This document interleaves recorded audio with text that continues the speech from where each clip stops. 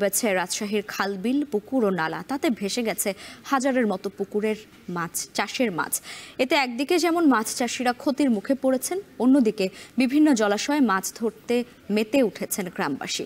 এ বিষয়ে বিস্তারিত জানাতে রাজশাহীর মরমরিয়া থেকে যুক্ত হচ্ছেন রাকিবুল হাসান। রাকিবুল, কি পরিমাণ ক্ষতি হয়েছে মাছ চাষিদের, এ নিয়ে আমাদের জানাবেন। আর আরেকটু জানাবেন, ভেসে যাওয়া মাছ ধরতে গ্রামবাসীরা উৎসবে মেতে উঠেছেন, কি পরিস্থিতি দেখছেন?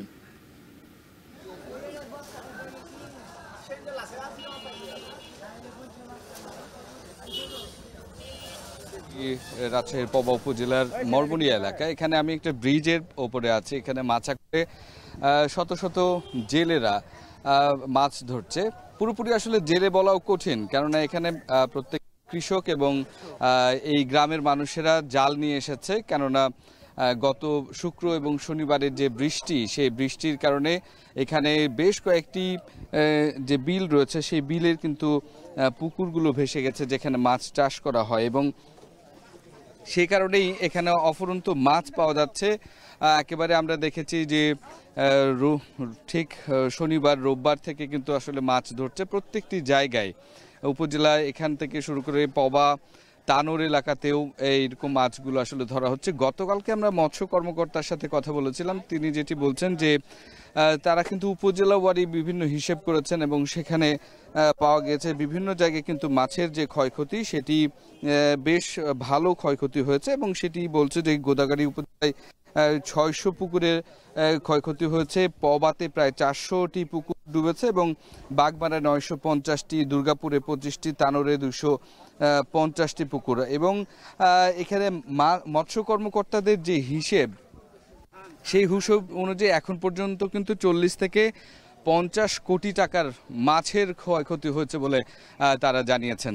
অন্যদিকে এই যে ভেসে যাওয়া মাছগুলো, সেইগুলো আসলে ডোবানালা এবং এই যে খাল বিলে যে ভেসে এসেছে, সেখান থেকে কিন্তু জেলেরা বা এখানকার যারা গ্রামবাসীরা রয়েছেন উৎসুক, তারা কিন্তু আসলে মাছ শিকারে মেতেছেন। এবং গতকালকে থেকে আমরা এইখানে এই মরমরিয়া, তেতলা থেকে শুরু করে আশপাশের যে সমস্ত এলাকাগুলো রয়েছে, জলাশয়গুলো রয়েছে, সেখানে মাছ ধরতে দেখছি সাধারণ মানুষকে, এবং প্রত্যেকেই প্রায় ন্যূনতম 15 থেকে 20 কেজি মাছ ধরেছেন। এছাড়াও আরও অনেক বেশি মাছ আমরা ধরতে দেখেছি। কেউ কারো কাছ থেকে শোনা গেছে 30 থেকে 35 হাজার টাকার মাছ বিক্রি করেছেন, ন্যূনতম হলেও 2000 থেকে শুরু করে উপরে আসলে মাছ বিক্রি করছেন। এই মাছগুলো আসলে তারা বলছেন যে ধরতে তেমন তাদের যেমন মজা তারা পাচ্ছেন, একই সাথে তাদের খানিকটা আসলে কষ্টও আছে, কেননা মাছগুলো তো এই আশপাশের এলাকার পুকুরের, এবং তারাও আসলে কোনো না কোনোভাবে এখানে আসলে লাইভে সম্পৃক্ত ছিল, এবং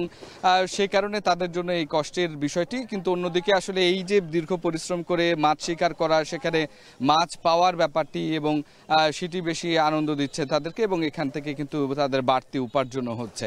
একদিকে যেখানে আসলে এই ফসলের জমি এবং পুকুর ডুবে আসলে ক্ষতিগ্রস্ত হয়েছে, অন্যদিকে কিন্তু সাধারণ মানুষ মাছ ধরে কিন্তু খানিকটা তাদের স্বস্তিও ফিরেছে। তো লাইভা, এই ছিল রাজশাহীর মরমরিয়া থেকে আমার কাছে সর্বশেষ খবর। রাজশাহীর মরমরিয়া থেকে যুক্ত ছিলেন রাকিবুল হাসান।